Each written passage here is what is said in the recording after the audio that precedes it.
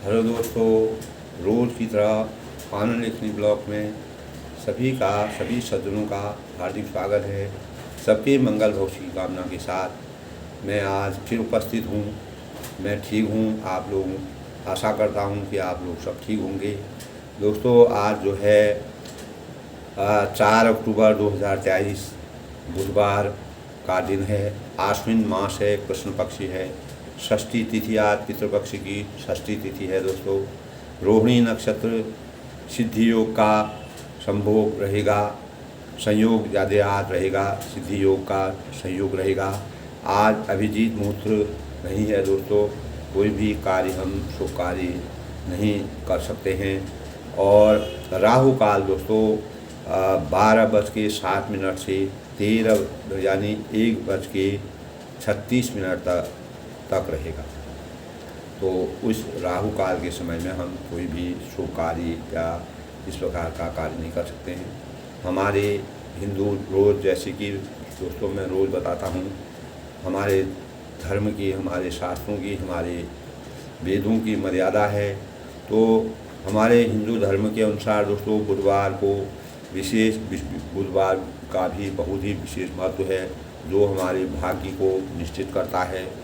और अगर हमारा बुध अच्छे लग्न पर बैठा रहता है, अच्छी जगह पर सुनिश्चित रहता है, तो हम भाग्य से अच्छे रहते हैं। हम धन है, दौलत है, पुत्र है, पुत्री है, और जो भी हमको मूल आवश्यकताओं की इस सृष्टि के अनुसार ज़रूरत होती है वह हमें प्राप्त होती है। ये बुध ग्रह का आशीर्वाद होता है।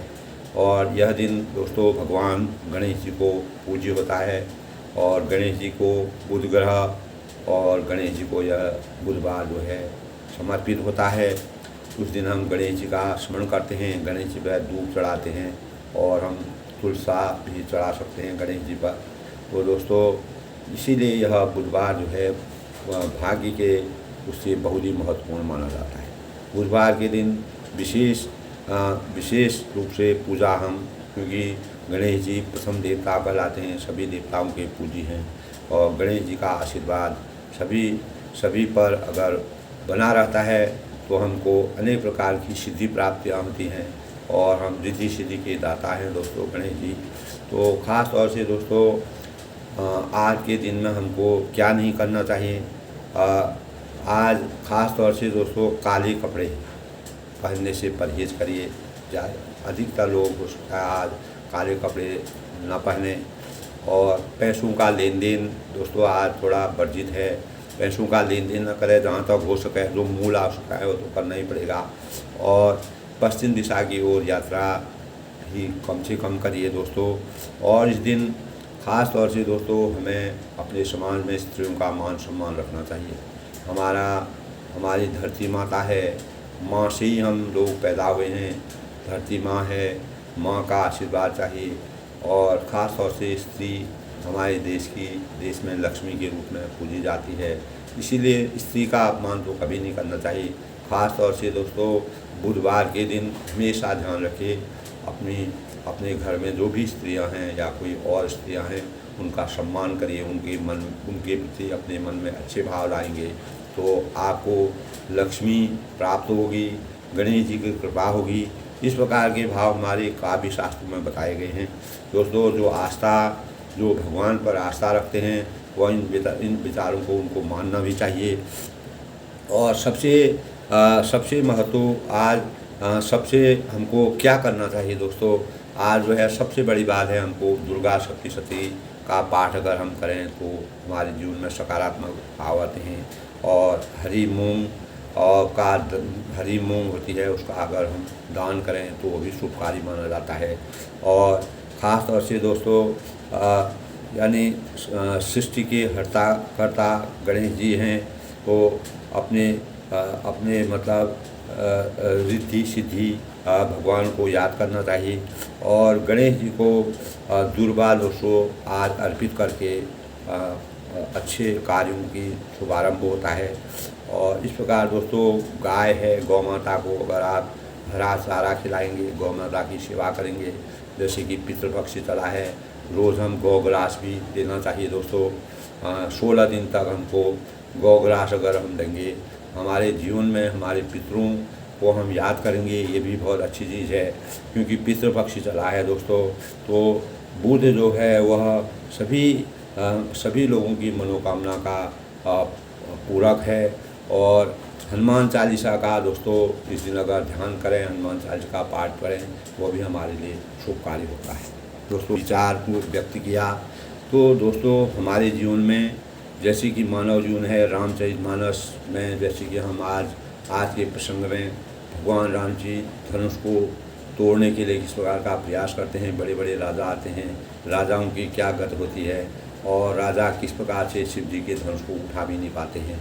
तो दोस्तों हमारे जीवन में अनेक प्रकार की कठिनाइयाँ भी आती हैं, अनेक प्रकार की ऐसी चीज़ें देखने में आती हैं, लेकिन हमको आपको अपने संयम को, अपनी मर्यादा को अपने विधान को कभी नहीं खोना चाहिए। अब जब गुरु की आज्ञा उनको प्राप्त होती है तब वह जो है धनुष को तोड़ने के लिए आतुर हो जाते हैं। जनक जी की जो संताप है, जनक जी का कष्ट दूर होता है और सीता जो है प्रसन्न होती हैं, खुश होती हैं। तो दोस्तों हमारे जीवन में हर चीज़ की व्यवस्था होती है। हम व्यवस्था के अनुसार अपने जीवन की दिनचर्या को चलाते हैं और व्यवस्था का एक क्रम होता है दोस्तों। और लोगों में हमारे अंदर अनुशासन की भावना की रचना बहुत ही आवश्यक है। जब तक हम अनुशासित नहीं होंगे अपने परिवार में, अपने समाज में, अपने देश में, कहीं पर भी हम कोई कार्य करते हैं, किसी भी संगठन में कहीं पर भी कोई कार्य करते हैं, शुभ अशुभ जो भी कार्य करते हैं, तो उसमें दोस्तों एक व्यवस्था की ज़रूरत होती है। तो व्यवस्थित जीवन हमारे जीवन में सुखकारी होता है, सकारात्मक ऊर्जा मिलती है और परिवार और समाज की जो व्यवस्थित जीवन होता है वह एक प्रकार की इकाई है दोस्तों, इकाई का काम करते हैं। समाज को सुव्यवस्था और सुख शांति से सभी सदस्यों को अनुशासित और निष्ठा पर निर्भर करता है दोस्तों। विपत्ति में भी पारिवारिक आत्मीयता को संबल मिलता है। हम कितना भी विपत्ति करते हैं, अनेक संघर्ष हमको करने पड़ते हैं, अनेक लोगों से प्रतिस्पर्धा करनी पड़ती है, अनेक लोगों के सानिध्य में रहना पड़ता है। उसमें अच्छे भी होते हैं और कोई खराब भी होते हैं। तो सब परिस्थितियों से हमको गुजरना पड़ता है। जैसे भगवान रामचंद्र जी को अपनी मर्यादा की रचना के लिए अनेक रास्तों से गुजरना पड़ा, अनेक भागों। तो अनुशासन का अर्थ यही है दोस्तों, सह अस्तित्व के सिद्धांत को स्वीकार करते हुए उसके लिए कुछ अनिवार्य नैतिक नियमों का पालन करना। तो हमको अपने नैतिक नियमों का पालन करना बहुत ज़रूरी है दोस्तों। ये नियम मनुष्य के व्यक्तित्व और जीवन को सजाते संवारते हैं। अगर हम अनुशासित ढंग से रहेंगे तो हमारा जीवन हमेशा अच्छा रहेगा, सजा हुआ रहेगा। हम एक सिस्टम में रहेंगे, एक मर्यादा में रहेंगे। जो भी हमारे घर के परिवार के सदस्य हैं, अनुशासन की भावना हो, उनके अंदर अगर अनुशासन की भावना होगी, हमारे बच्चों में भी ये गुण लगातार विद्यमान होंगे। पीढ़ी दर पीढ़ी इस प्रकार के भाव चलते रहेंगे। इसके लिए जो सबसे बड़े सदस्य होते हैं उनको अनुशासन की ओर विशेष सतर्क रहना चाहिए। कहाँ बार हमको अनुशासित ढंग से रहना, जैसे रामचंद्र जी ने अपने अनुशासित ढंग से कार्य किया। जब तक मुनि जी ने उनको आशीर्वाद नहीं दिया, मुनि की कृपा नहीं, मुनि के चरणों में नहीं पड़ी, तब तक वह धनुष को उन्होंने छुआ भी नहीं। और जब मुनि की आज्ञा प्राप्त होती है, ये एक अनुशासित व्यवस्था है दोस्तों। हम किसी भी समाज में जाते हैं, कहीं भी जाते हैं, अपने घर में रखते हैं, तो अनुशासन जो है हमारे बच्चों में, अगर हम अनुशासित होंगे निश्चित ही हमारे बच्चे भी, हमारा समाज भी अपने आप ही स्वतः ही अनुशासित होगा। हमारे देश में जो शीर्ष स्थान पर बैठे हुए हैं, अगर वह संयम से रहेंगे, नियम से रहेंगे, अनुशासित रहेंगे और एक पंक्चुअल रहेंगे, अपने कार्य में दक्ष रहेंगे, तो वह प्रेरणा दोस्तों देश के हर नागरिक के अंदर जाती है। हम उनको देखते हैं, एक दूसरे को देख के ही हम अच्छी और बुरी भावनाओं का संचार अपने हृदय में करते हैं। तो घर के सभी सदस्य को अनुशासन की भावना और बच्चों में इस प्रकार के गुण आए। और इसके लिए जो सबसे बड़ा सदस्य होता है उसको, इसीलिए मैंने बोला कि अनुशासित रहना चाहिए। बच्चों में जीवन में यह आधार एक प्रकार की आधारशिला है और इससे हमको उपदेशों की ज़रूरत नहीं है दोस्तों। अगर हम खुद अपने कार्य को अब उसको कार्य रूप में अगर हम देखेंगे तो उसके समूह आदर्श की भावना अपने आप प्रस्तुत हो जाएगी और हम आदर्शों का आदर्शों को आगे ला सकते हैं, अपने समाज को आदर्शवान बना सकते हैं, अपने देश को, अपने पूरे व्यक्तित्व को आदर्शवान बना सकते हैं। दोस्तों, इस प्रकार सादगी जो है, हमारा सादगी है, समानता है, प्रत्येक सदस्य में परिवार के प्रति उत्तरदायित्व की भावना रहना चाहिए, प्रेम रहना चाहिए, आत्मीयता रहना चाहिए, त्याग रहना चाहिए, उदारता तथा अनुशासन, निष्ठा और जैसे सद्गुण परिवार के सदस्यों में होंगे तो उस परिवार में दुख, क्लेश, कोष दूर होंगे।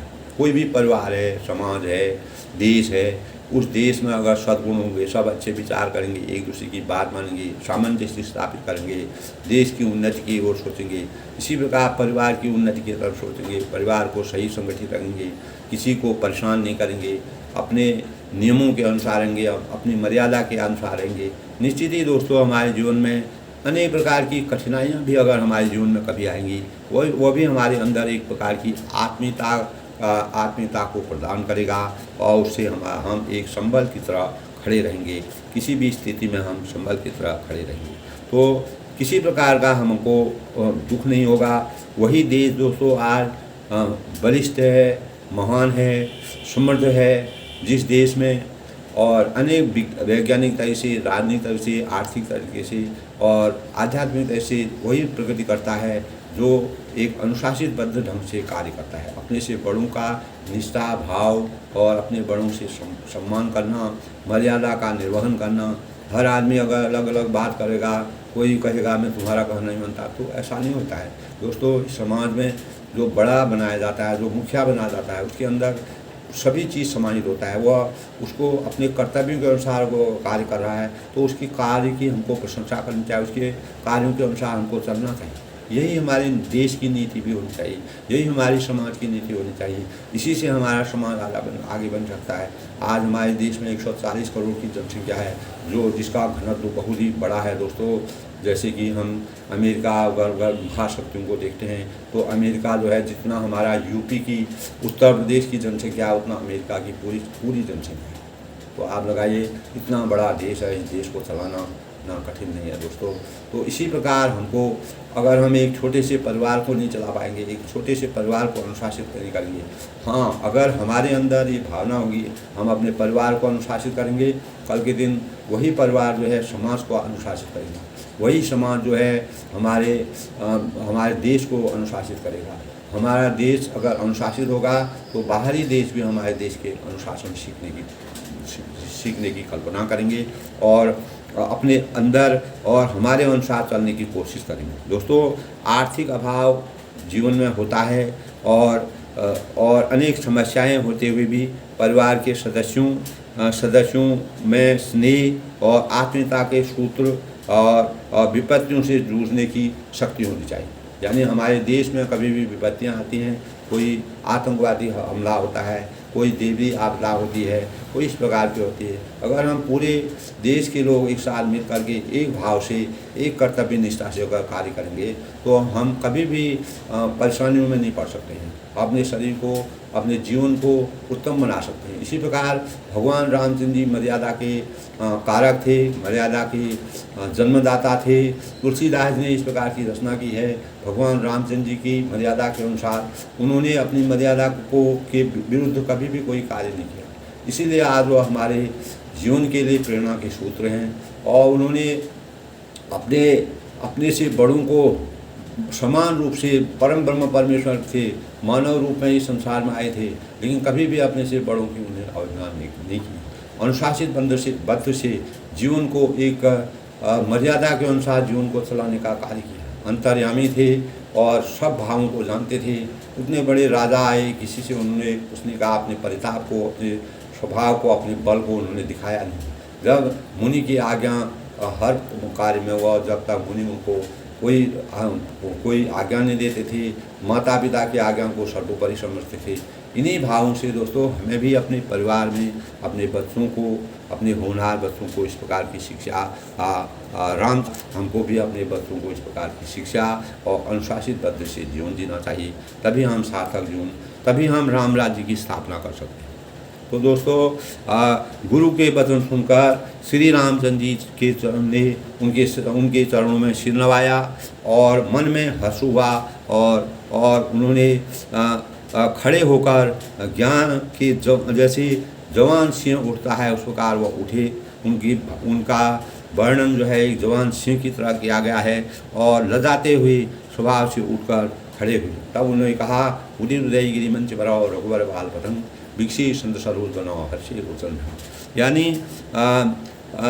यज्ञ जो मंच रूपी उद्यानचल रघुनाथ जी मंच जो धनुष यज्ञ का मंच बना था, तो रघुनाथ जी रूपी बाल सूर्य के उदय होते ही, यानी सूर्य जब शुरुआत में आते हैं उनका स्वरूप अलग होता है। इसी प्रकार भगवान रामचंद्र जी जब शुरू रूप में आए उनका उदय बाल सूर्य के रूप में किया गया है।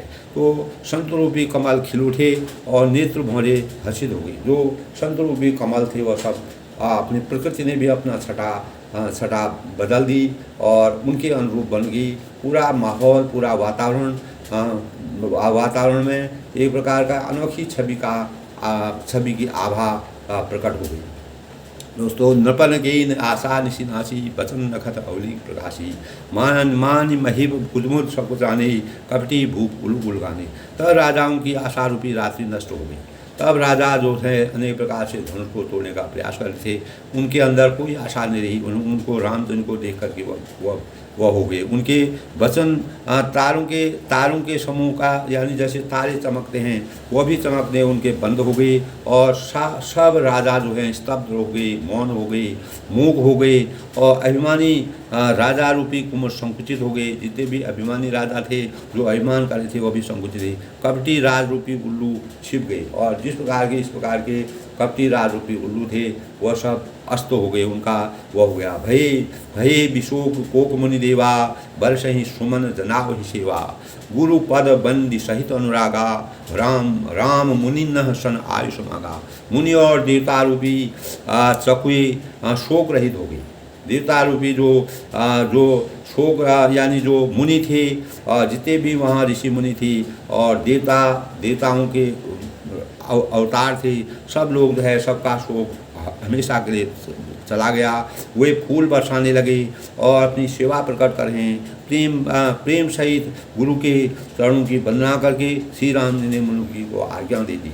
तो सहज ही चली सकल कर स्वामी मत मंजु कर कुंजर नामी चलत राम पर भूल नर नारी पुलक भूरी तन पुकारी।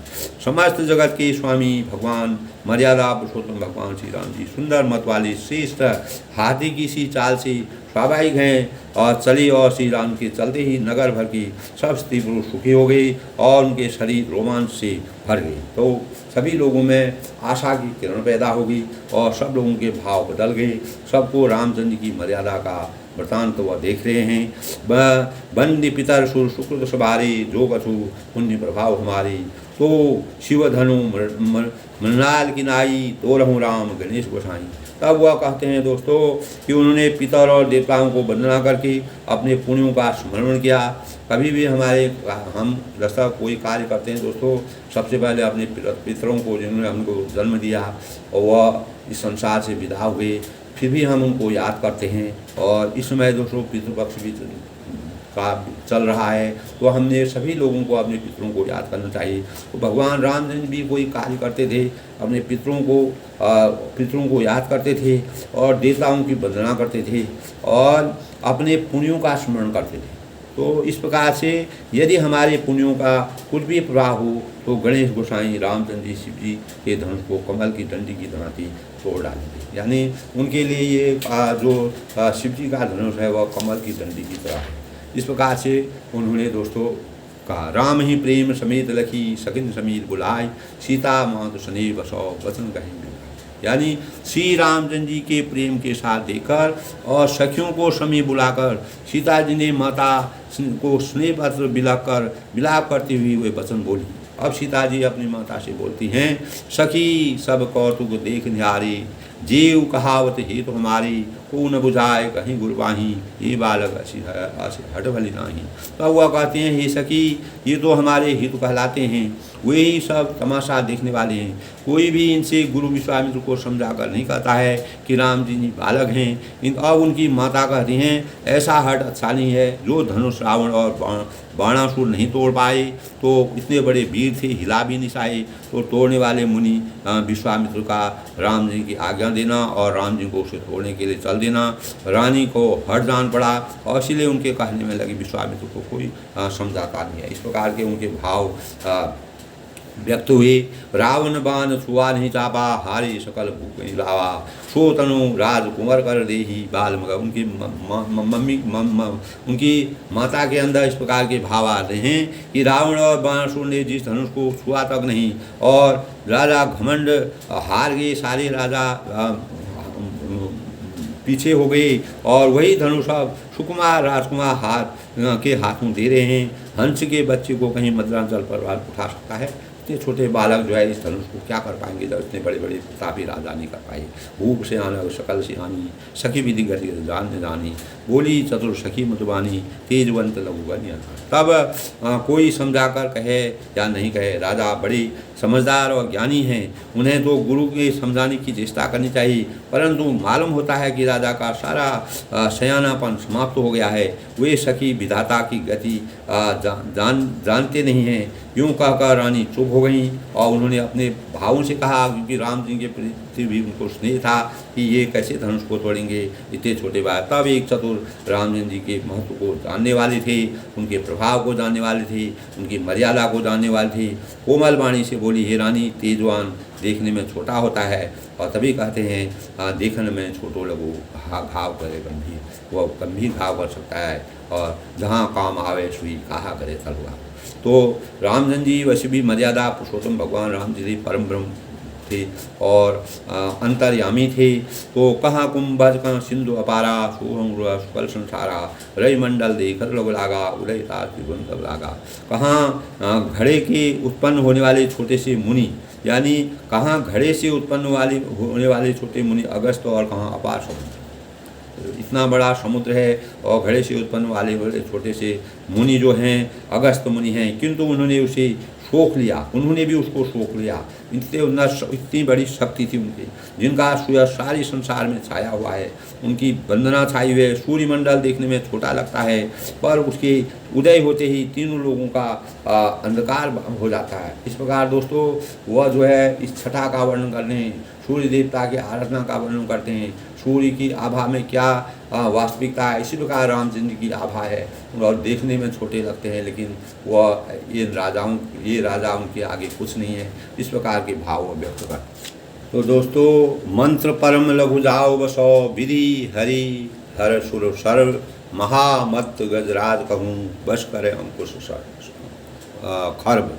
यानी जिनके बस में ब्रह्मा हैं, विष्णु हैं और शिव हैं और सभी देवता हैं, वह मंत्र अत्यंत छोटा होता है, लेकिन महान मत वाले गजराज को छोटा सा अंकुश बस में कर लेता है। जिस प्रकार से गजराज होता है, हाथी होता है, वह इतना विशाल होता है कि एक छोटा सा अंकुश अगर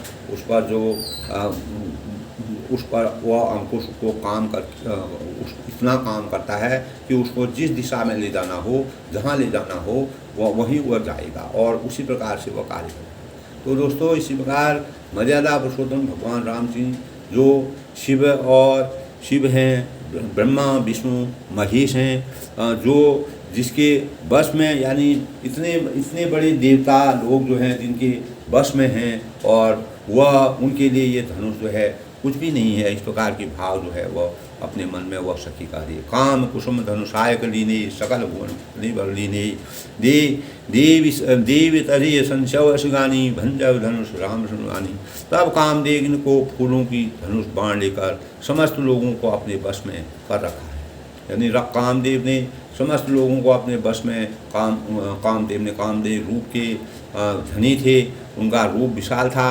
वे देवी ऐसा जानकर संदेह त्याग दीजिए, हे रानी सुनिए, रामचंद्र धनुष को अवश्य ही तोड़ेंगे। तो उन्होंने उनकी सीता जी की माता को भी बताया किसी प्रकार का संताप करने की जरूरत नहीं है।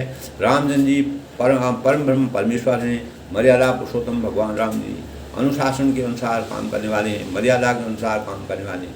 किसी प्रकार का संताप अपने हृदय में न रख के आप इसको देखते रहिए।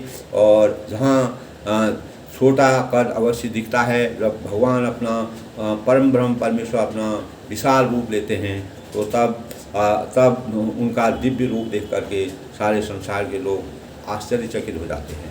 तो छोटा सिंह जो है जब उठता है या इस प्रकार हाथी को एक अंकुश जिस प्रकार से कंट्रोल कर देता है, जहाँ उसको ले जाना, इतना विशाल शरीर का हाथी होता है। तो रामचंद्र जी दिखने में छोटे अवश्य हैं, लेकिन वह धनुष को अवश्य तोड़ेंगे।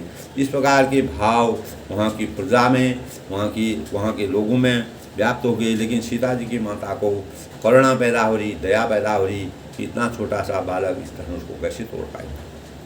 सखी वचन सुनि भय परतीति, मिता विषाद बड़ी प्रीति, तब राम ही बिलोकी वैदेही, सभई हृदय बिनवरी। तब सखी ने, समाज में भी दोस्तों इस प्रकार के लोग होते हैं जो सही सलाह देते हैं, सही राय देते हैं, सही दिशा का अनुसरण करने के लिए कहते हैं। तो इस प्रकार ने सखी ने उनको परेशानियों को समझाया बुझाया और रामचंद्र की शक्ति का उनको पूरा वृत्तांत बताया। तब सखी के बदन उनका रानी राम जी के सामर्थ्य को समझ सके, उनके सामर्थ्य को बस यही सुनना चाहते थे कि विश्वास उनके मन में विश्वास पैदा हो गया और उनकी उदासी मिट गई, जो उनको परेशानी हो रही थी वह मिट गई और श्री राम जी के प्रति उनका प्रेम और स्नेह पैदा हो गया। उस समय श्री राम जी को देखकर सीता जी भयभीत हृदय से जिस देवता को विनती था, अनेक प्रकार के जो देवता होते हैं, हम भी दोस्तों जब कोई परेशानी होती है, कोई कार्य सिद्ध होने वाला होता है, उसमें परमात्मा सभी देवी देवताओं को याद करते हैं। हमारे देश में भी इस प्रकार का है, दोस्तों कोई भी कार्य होता है तो अनेक प्रकार से हम किसी की मंगल कामना के लिए भगवान से आशीर्वाद मांगते हैं, सभी देवताओं को याद करते हैं। ये हमारे देश की मर्यादा है दोस्तों, हमारे देश का एक अनुशासन है। हमारे देश में परमात्मा के प्रति आस्था के भाव हैं। हम पत्थर में, नदी में, देवता में, पेड़ में, पौधे में, एक हर जगह देवताओं का वास मानते हैं, देवताओं की शक्ति मानते हैं, उनको देवता के रूप में पूजते हैं। ये हमारी परंपरा है, ये हमारे संस्कारों में विद्यमान है। इसी प्रकार दोस्तों हमारे संस्कारों में इस प्रकार के भाव जब विराजमान होते हैं तो हमारे मन में किसी प्रकार का भय नहीं होता है और हमें भगवान के प्रति अपार आस्था पैदा हो जाती है। भगवान किसी भी रूप में कहीं पर भी दिखाई दे सकते हैं, कहीं पर भी वो अपना साकार रूप दिखा सकते हैं। तो केवल हमको उनको पहचानने की शक्ति चाहिए, हमको उनकी आस्था को, उनकी मर्यादा को, उनके व्यक्तित्व को और उनके भावों को, उनके दिव्य स्वरूप का ध्यान रखना चाहिए दोस्तों। इसीलिए तुलसीदास जी साकार रूप में भगवान रामचंद्र जी के बारे में उन्होंने साहित्य का ऐसा वृत्तांत किया, मान लो सजीव चित्रण किया उन्होंने। तो मन ही मन मटा उपलानी हो प्रसन्न मई भवानी, करम सकल आपनी सेवकाई करी तो है चालू। तब व्याकुल होकर मन ही मन मना रही हैं देवताओं को सीता जी, हे महेश, हे भवानी, मुझ पर प्रसन्न होइए, मैंने आपकी सेवा की है, उसे सफल कीजिए, मेरा कार्य सफल कीजिए, रामचंद्र जी के अंदर इस प्रकार का बल आए और मुझ पर स्नेह करके धनुष के भारीपन को कम कर लो। अब वह ये भी विनती करे कि धनुष तो जितना भारी है उतना ही रहेगा, लेकिन भगवान रामचंद्र की शक्ति के आगे वह कुछ नहीं है, एक गुलाब की टहनी के बराबर है, वह उसको आराम से तोड़ लेंगे। लेकिन उनके मन में अनेक प्रकार के भाव पैदा होते हैं, मर्यादा की रचना है, पिताजी ने संकल्प किया है, इस प्रकार वह सोच रहे हैं कि कहीं हम उपहास के भागी न बने, कोई हमारी उपहास न करे, हमारा अपमान न हो और हमारे पिताजी का जो संकल्प है वह संकल्प में दम न रहे और उन्होंने जो प्रण किया है उस प्रण को तो दोस्तों जो लोग विचारवान होते हैं, जो अपनी मर्यादा के बारे में सोचते हैं, जो अपने आदि और अंत के बारे में सोचते हैं, वह इन बातों से बहुत ही परेशान रहते हैं। उनके हृदय में किसी चीज़ को पाने का लक्ष्य होता है, उस लक्ष्य को पूर्ण रूप से प्राप्त करने की कोशिश करते हैं। मन ही मन तब मन ही मन जो है वह भगवान को मना रही हैं। गणनायक बरनायक सेवा आज लगे कि सेवा, बार बार विनती सुन मोरी करम साब गुरु कागल। तब वह कहती हैं और वे कहते हैं गणों के नायक वर देने वाले देवता गणेश जी। सबसे पहले गणेश जी का पूजन होता है दोस्तों हमारे कार्यों में, हमारे शुभ कार्य में। गण नायक जो है गणेश जी सबके पूज्य देवता हैं। तब वह गणेश जी को प्रणाम करती हैं, उनका आशीर्वाद मांगती हैं और आज ही के लिए तुम्हारी सेवा, आज ही के दिन मैंने आपकी सेवा की थी और बार बार मेरी विनती सुनकर धनुष का भारीपन कम कर दीजिए। यानी जो शिव जी का धनुष है उसका भारीपन कम कर दीजिए। पिताजी की आज्ञा, जो पिताजी ने प्रण किया है उसको पूरा कर दीजिए। तो देख देख रघुवीर तनौ सुर मनाओ धरि धीर, भरे बिलोचन प्रेम जलाओ पुलकावली सभी। यानी श्री रघुनाथ जी की ओर देखकर सीता जी धीरज धरकर देवताओं को मना रही है, अनेक प्रकार के भाव व्यक्त कर रही है। कोई भी होता है दोस्तों अपने शुभ चिंता के लिए, जैसे हमारे खेल में लोग कार्य करते हैं तो अनेक शुभ चिंतक होते हैं, वो कहते हैं कि हमारा देश जीते, हमारे देश का ये जीते।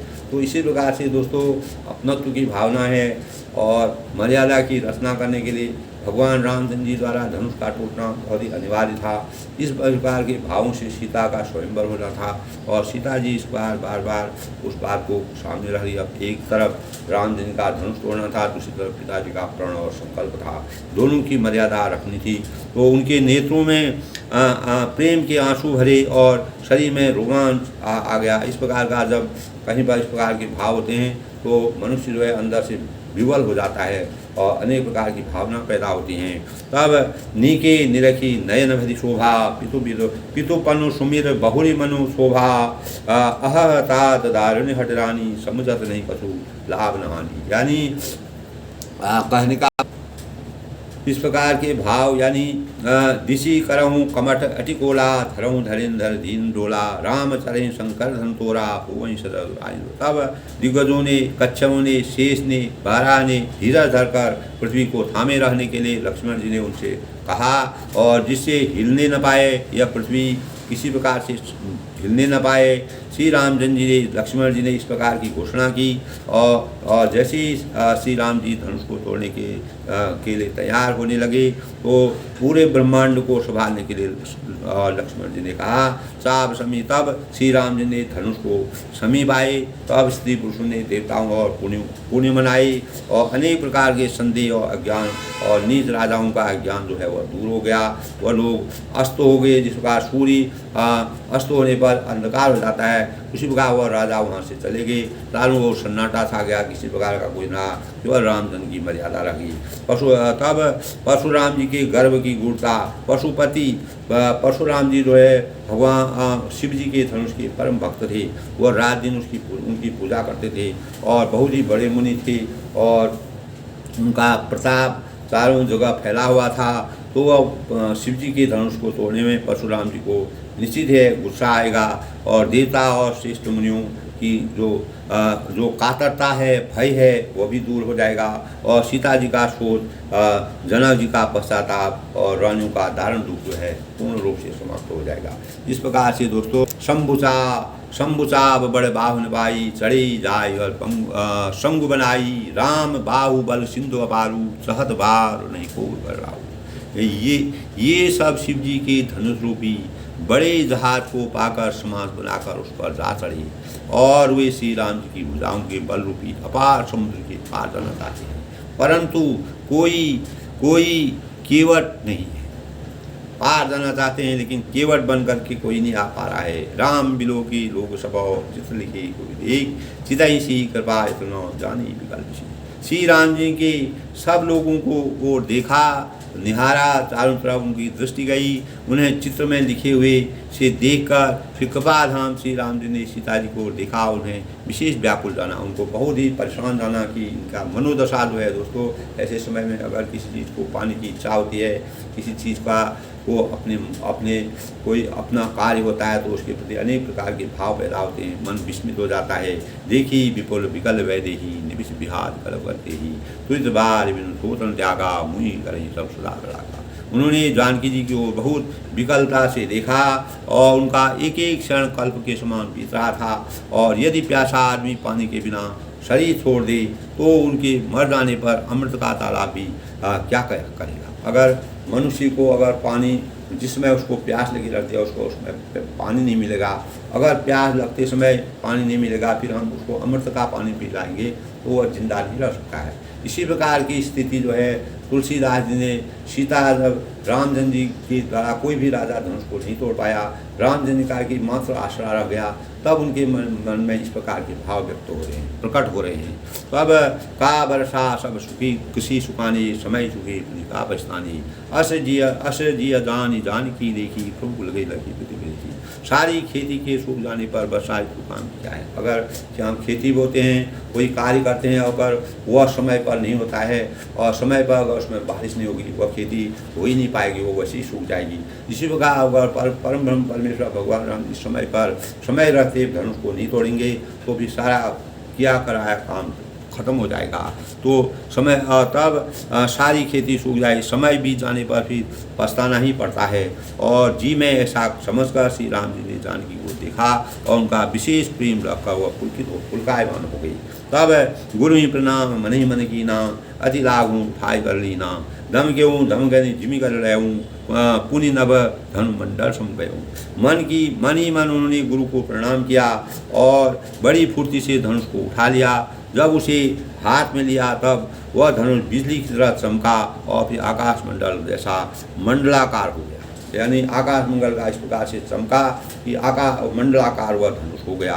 तो तब सीता जी की मन में अनेक प्रकार की विस्मय, अनेक प्रकार के विचार, अनेक प्रकार की भावना पैदा हो रही है। अनेक प्रकार के उन्होंने कहा कि कृषि जो है जब का वर्षा उस वर्षा का क्या लाभ है, अगर समय पर यह कार्य नहीं होता है तो हम अवहेलना के पात्र हो जाएंगे। इस प्रकार के अनेक प्रकार के भाव तुलसीदास ने सीता जी के माध्यम से हमारे समाज को और इस मानव जीवन के अंतरंग के भावों को बड़ा ही समीचीन ढंग से बड़ा ही सुंदरता से इसका प्रकरण को प्रस्तुत किया है, जो मानव जीवन के लिए बहुत ही प्रेरणा का स्रोत है।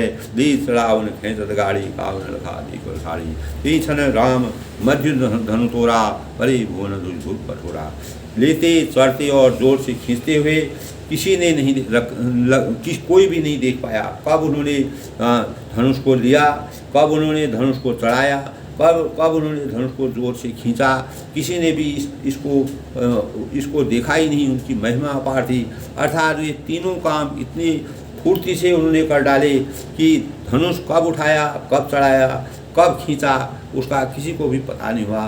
तब सब लोग श्री राम जी ने धनुष खींचे खड़े देखा। उसी समय श्री राम जी के धनुष को बीच से तोड़ डाला और भयंकर कठोर ध्वनि हुई। तब लोग भर गए चारों ओर, लोग सुनसान हो गए। धनुष टूट गया, भयंकर आवाज़ हुई, चारों दिशाएं कांपने लगी। धरती में एक प्रकार की बहुत बड़ी आवाज़ हुई। तो भगवान ने लक्ष्मण जी शेष जी के अवतार थे, उन्होंने पूरी धरती को थाम के रखा था, किसी प्रकार का कोई हुआ न हो। इस प्रकार दोस्तों सीता जी की भावना पूरी हुई और जो जनक जी का जो विषाद था, जो जनक जी का कष्ट था, सीता का स्वयंवर होना था, वह परिपूर्ण होगा। और धनुष टूट गया और धनुष तो टूट गया और रामचंद्र ने उस धनुष को ऐसे तोड़ा। कब उन्होंने उसको उठाया, कब उसको खींचा, कब उन्होंने उसको तोड़ के फेंका, ये इस बात को कोई जान नहीं पाया, कोई देख नहीं पाया। इस प्रकार की भावना तुलसीदास जी ने रामचंद्र के धनुष तोड़ने में मर्यादा पुरुषोत्तम हुआ, यानी उनके लिए वह गुलाब की डंडी की तरह इस प्रकार से तोड़ दिया, किसी को पता ही नहीं चला। तब हरे भुवन घोर कठोर रवि रव बाज तजी मार्ग चली चिकरही दिग्गज डोल मही अहि कोल कुरुम कलमली सुर असुर मुनि कर कान दीने सकल विकल विचारही को दंड खिंडो राम तुलसी जय विवचन उचारही। तब जो तो घोर कठोर शब्दों से लोग भर गए और सूर्य के घोड़े मार छोड़कर चलने लगे। तब सूर्य भी दिग्गज चिंघाड़ने लगे और धरती डोलने लगी। शेष बरा और कच्छप कलाप करने लगे, अनेक प्रकार के कलामल करते उठे। देवता, राक्षस और मुनि कानों पर हाथ रखकर सब व्याकुल होकर विचरने लगे। तुलसीदास जी ने इस प्रकार की रचना की है। पूरा ब्रह्मांड जो है इस प्रकार से हिल गया कि भगवान रामचंद्र जी ने इतने बड़े संकल्प को जनक जी के संकल्प को राजा प्रतापी राजा ने इस प्रकार का संकल्प लिया था सीता के स्वयंवर के लिए। और सीता जी के मन में अनेक प्रकार के भाव प्रकट होते हैं कि रामचंद्र जी कैसे इस धनुष को तोड़ेंगे। उनकी माता भी उसके बारे में अनेक प्रकार से विचार करती हैं, लेकिन अनेक सखियों को सभी को परम परमेश्वर का परम कृपा और जिस प्रकार से उन्होंने मारिच और उनको मारा था तो उनको पूरा पता था कि ये परम ब्रह्म परमेश्वर है, इनकी अपार शक्ति है। देखने में ये छोटे लगते हैं, लेकिन ये मर्यादा पुरुषोत्तम भगवान परम ब्रह्म परमेश्वर भगवान रामचंद्र जी हैं। तब तुलसीदास जी कहते हैं कि सबको निश्चय हो गया कि श्री राम जी धनुष को तोड़ डाला, और तब सब श्री राम जी की जय बोलने लगी। तब चारों ओर जो है भगवान श्री राम जी की जय जयकार होने लगी। सब लोग आनंद का आभास करने लगे। सबके मन में हर्ष खुशी से अपार खुशी का अनुभव हुआ। सब लोग अनेक प्रकार की जो भावना मन में आ रही थी, अनेक प्रकार से परेशान थे, दुखी थे और व्यथित थे, उनका दुख दूर हो गया। शंकर चाप जहाज सागर रघुबर बाहुबलो, यानी सागर रघुबर बाहुबलो शंकर चाप जहाज चढ़ा जो प्रथम ही मोह बसो बूढ़ सो सकई सम, यानी शिवजी का धनुष जहाज है। देखिए समझने की बात है दोस्तों। शंकर चाप जहाज, शिवजी का धनुष एक जहाज के समान है। श्री रामचंद्र की भुजाएं समुद्र और बल समुद्र है, और धनुष टूटने और बूढ़ को सकई समान चढ़ा प्रथम ही मोह बस, यानी धनुष टूटने से यह सारा समाज डूब गया। यानी जो भी समाज था वह धनुष टूटने से अनेक प्रकार के भावों से उनकी जो उनका कष्ट था दूर हो गया। राजा लोग जो भी धनुष तोड़ने आए थे, जिनके मन में अनेक प्रकार के भाव थे मैं धनुष को तोड़ूंगा, सबकी भावना खत्म हो गई और सब कोई कुछ नहीं कर पाया। और जो मोह बस पहले इस समय चढ़ा था, जिसका वर्णन ऊपर आया हुआ है। इस प्रकार से दोस्तों रामचंद्र जी ने धनुष को तोड़ डाला है, और अनेक प्रकार से जो है शिव जी का धनुष रामचंद्र जी ने तोड़ डाला। आज के प्रसंग में दोस्तों यानी परम ब्रह्म परमेश्वर भगवान रामचंद्र जी एक तरफ जहाँ जनक के विषाद को, जनक के कष्ट को, और जनक ने जो प्रण किया था, जो संकल्प लिया था, उस संकल्प को परिपूर्ण किया। दूसरी तरफ सीता का स्वयंवर रामचंद्र से होगा। सीता जी के मन में अनेक प्रकार के भाव आए थे, और पूरी प्रजा वहाँ जनक नगरी में जो प्रजा थी सबको अनेक प्रकार से कष्ट हो रहा था, उनके कष्टों को हरण किया। इस प्रकार से दोस्तों आज के प्रसंग में परम ब्रह्म परमेश्वर भगवान रामचंद्र जी धनुष यज्ञ में सभी प्रतापी राजाओं की शक्ति को विहीन करके और मर्यादा की रचना करते हुए तुलसीदास जी ने इस प्रकार के भाव बता के कि परम ब्रह्म परमेश्वर भगवान रामचंद्र जी धनुष को तोड़ डाला, और अनेक प्रकार से आसमान से फूल बरसाने लगे। देवता लोग खुश हो गए, सुर असुर गंधर्व और किन्नर मुनि और सभी लोग जो है सज्जन लोग और देवता लोग ब्रह्मा विष्णु मही अन्य की अनुभूति हो गई। और पृथ्वी को स्थिर रखने के लिए शेषनाग के अवतारी भगवान लक्ष्मण जी ने सभी को घोषणा की थी। दोस्तों आज के प्रसंग में परम ब्रह्म परमेश्वर भगवान रामचंद्र जी धनुष तोड़ दिया और सीता का स्वयंवर होगा। और आगे का प्रसंग दोस्तों कल। सबके मंगल हो उसी कामना के साथ गणेश जी का आशीर्वाद सबका सबके मंगल हो।